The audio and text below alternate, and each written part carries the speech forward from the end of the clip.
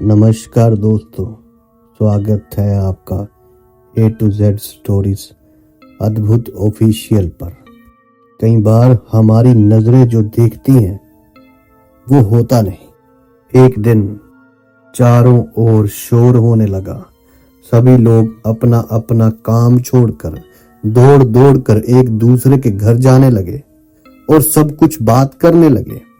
और अगर सभी के साथ किसी मुद्दे पर बात कर रहे हैं लोग, तो इसका मतलब यह है कि बात जरूर कुछ खास होगी। ये मनाली के गांव की घटना है। बात यह थी कि एक व्यक्ति ने ऐसे बाबा को देख लिया था जो आज से करीब 40 साल पहले ही मर चुके थे। अब उस व्यक्ति ने मरे हुए बाबा को जिंदा देख लिया था। इसी बात को लेकर चारों ओर हल्ला हो गया। किसी को यकीन नहीं हो रहा था कि ये सच्चाई है या नहीं। सब लोग यही सोच रहे थे कि आखिर ये मुमकिन कैसे हो सकता है कि 40 साल पहले जिसकी मृत्यु हुई वो कैसे आ सकता है। कुछ लोगों ने मन बना लिया कि वो सच्चाई का पता करके रहेंगे।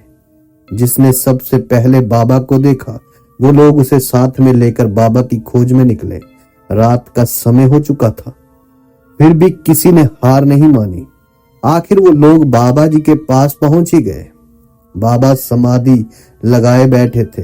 तभी उन लोगों में से एक ने पूछा कि बाबा, आप यहां कैसे? हमने तो सुना है कि आप तो 40 वर्ष पहले ही एक हादसे में मर चुके थे। बाबा ने ये बात सुनकर आंख खोली और बोले, हाँ, इतनी जल्दी नहीं बच्चे। आखिर इतनी सिद्धि किस लिए प्राप्त की है? देखो, अब मैं आ गया तुम लोगों की मदद करने। एक बाबा आखिर अपने बच्चों से कितनी देर तक दूर रह सकता है जो मैं रहता। अब ये सब सुनते ही उन लोगों ने कहा, बाबा आपकी जय हो, बाबा आपकी जय हो। और कहने लगे, हम धन्य हो गए, धन्य हो गए बाबा जी आपको फिर से पाकर।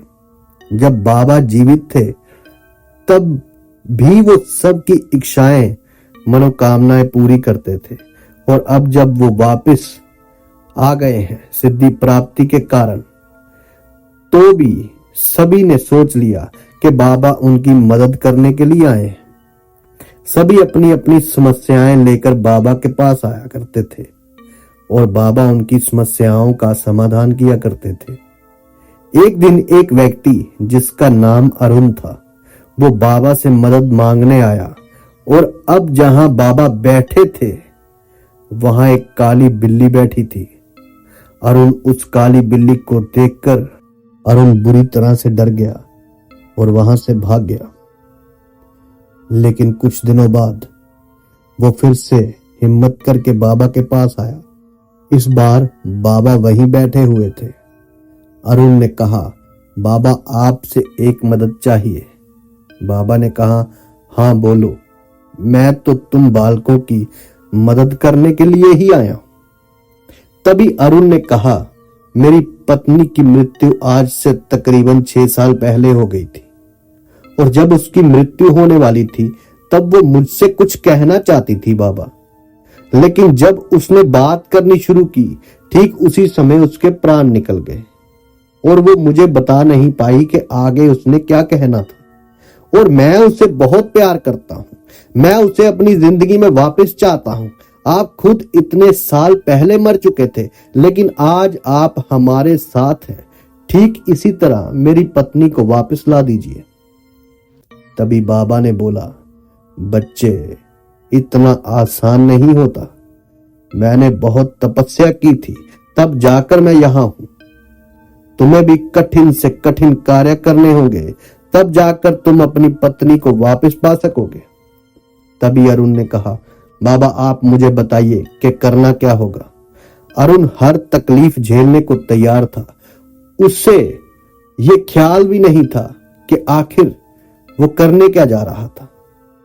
वो जो करना चाहता था वो उसे कौन सी दिशा में ले जा रहा था, इससे अरुण को कुछ लेना देना नहीं था। और अरुण ने कहा, मैं कुछ भी करने के लिए तैयार हूं। तभी बाबा ने कहा, यहां से 500 किलोमीटर दूर एक खंडर है, तुम्हें उस खंडर तक जाना होगा और वहीं जाकर तुम्हें पता लगेगा कि आगे करना क्या है। अरुण बाबा की बात को मान गया और अरुण चलता गया और ढूंढते ढूंढते उस खंडहर तक पहुंच गया और उसने देखा खंडहर बिल्कुल खाली था।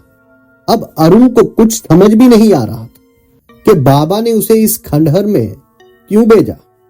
उसने सारा खंडहर देखा तो थोड़ी ही देर बाद अरुण जब वहां से जाने लगा तभी वहां से कुछ आवाज आने लगी और जब अरुण ने पीछे मुड़कर देखा तो सामने वही काली बिल्ली खड़ी थी जिसको उसने पहले बाबा के जगह पर देखा था। अरुण बिल्ली को देखकर डर गया और वहां से भाग आया। वापस आकर बाबा के पास गया और बाबा से बोला, बाबा आपने मुझे कहा था कि वहां जाकर मुझे पता चल जाएगा कि करना क्या है, लेकिन वहां तो कुछ भी नहीं मिला। हाँ, सिर्फ एक काली बिल्ली को छोड़कर। बाबा ने कहा, हाँ बिल्कुल सही, जिस काली बिल्ली को तुमने देखा था वही जरिया है तुम्हारी बीवी को वापस लाने का। जाओ, वापस वहीं जाओ और उस काली बिल्ली को लेकर वहीं से अपने घर चले जाना, उसकी देखभाल करना और उसे कभी भी दुखी मत होने देना, कभी भी। बस ये समझ लो कि वही बिल्ली तुम्हारी समस्या का समाधान है।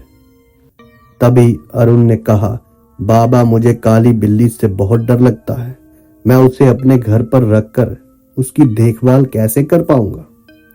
बाबा ने तभी कहा, मैंने पहले ही कहा था बच्चे, इतनी आसानी से तुम्हें तुम्हारी पत्नी नहीं मिल पाएगी। अगर अपनी पत्नी को अपनी जिंदगी में वापस चाहते हो तो तुम्हें यह करना ही होगा, बाकी तुम सोचो कि क्या करना है। तभी अरुण ने कहा, ठीक है, मैं उस काली बिल्ली को अपने घर ले आऊंगा और उसका ख्याल भी बहुत अच्छे से रखूंगा। तभी अरुण वापस उस खंडहर की तरफ गया और वहां पहुंचा और वो बिल्ली वहीं थी। अरुण ने बहुत प्यार से उसे अपने हाथों से उठाया और उसे अपने घर ले आया। घर लाकर अरुण ने बिल्ली की खूब देखभाल की।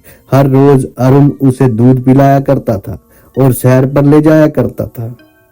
और एक दिन जब अरुण उसे दूध पिलाने उसके पास आया तो उसने देखा कि बिल्ली एकदम शांत है। अरुण बिल्ली को लेकर बाबा के पास पहुंचा। अरुण ने कहा, बाबा ये देखिए इसे क्या हो गया है, ये तो बिल्कुल सुस्त हो गई है, दूध भी नहीं पीती। तभी बाबा ने कहा, कोई बात नहीं अरुण, ये थोड़ी बीमार है, कुछ ही दिनों में ठीक हो जाएगी। बाबा ने कहा, आज से करीब 7 दिन के बाद तुम उसी खंडहर में इस बिल्ली को लेकर आना, मैं भी तुम्हें वहीं मिलूंगा और उस दिन तुम्हारी पत्नी तुम्हें वापस मिल जाएगी। अरुण बाबा की बातें सुनकर बहुत खुश हुआ। वो बिल्ली को लेकर घर आया और 7 दिन बीतने का इंतजार करने लगा। अब 7 दिन बीत चुके थे। अरुण बिल्ली को लेकर खंडहर तक पहुंचा। अरुण जब वहां आया तो उसने देखा कि बाबा पहले से ही वहां पर बैठे थे और हवन कर रहे थे।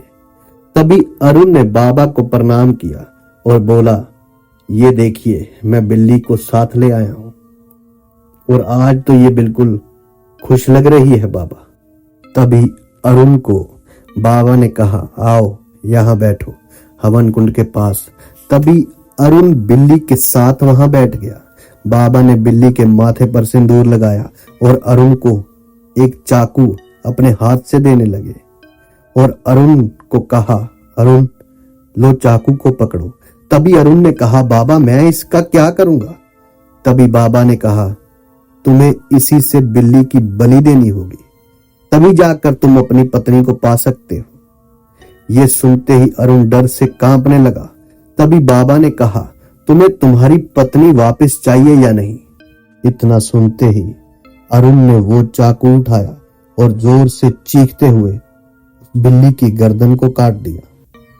और अरुण ने कहा, बाबा देखिए मैंने इसकी बलि दे दी है, अब मेरी पत्नी से मुझे मिलवा दीजिए।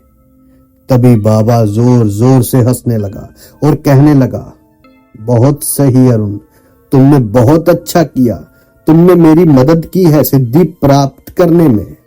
आज तुम्हारी वजह से ही मैंने सिद्धि की प्राप्ति कर ली। तुम्हारा बहुत बहुत शुक्रिया।